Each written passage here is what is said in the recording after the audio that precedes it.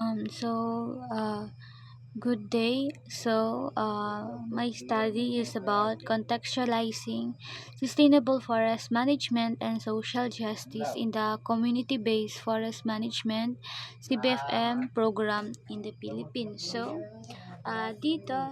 The study is about kung paano nag-work in real life yung forest management and yung social justice doon sa CBFM program in the Philippines.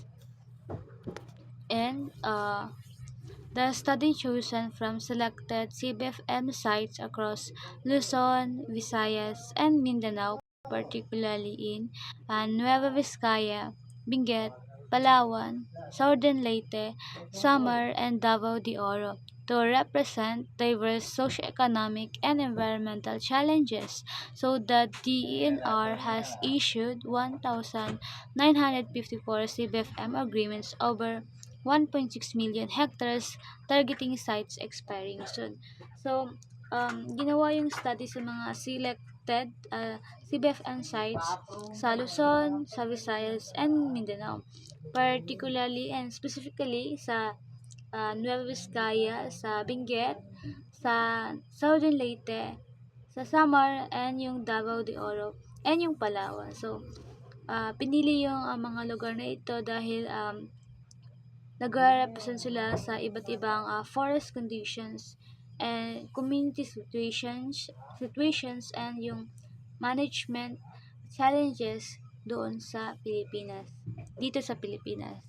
So, yun. Multi-stage qualitative research design. Focus on assessing CBFM policies, forest socioeconomic factors and institutions through literatures, discussions, interviews, and workshops. Ginamit dito yung multi-stage qualitative designs.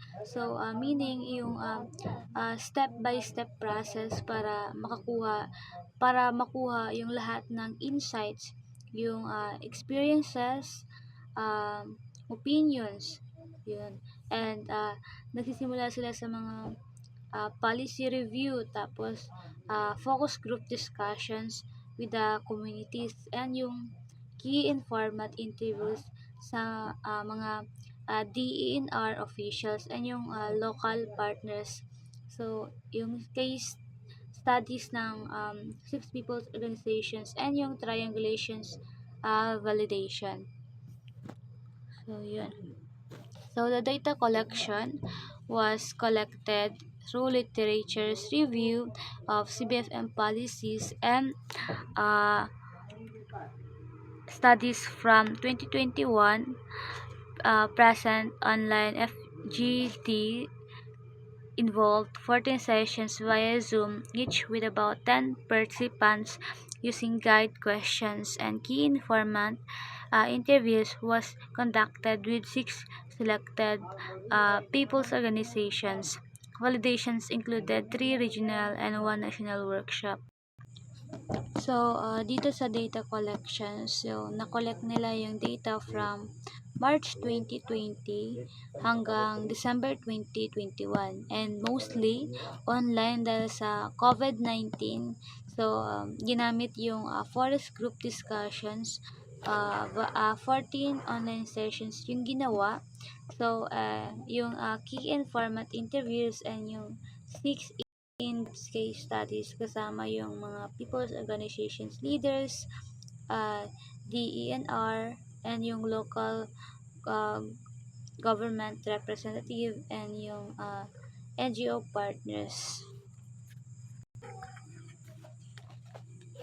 And sa analysis was done using NVV12 Plus software for organizing and thematically qualitative data. Dito is gumamit sila ng NVV12 Plus para i-collect and i-categorize yung data ng maayos.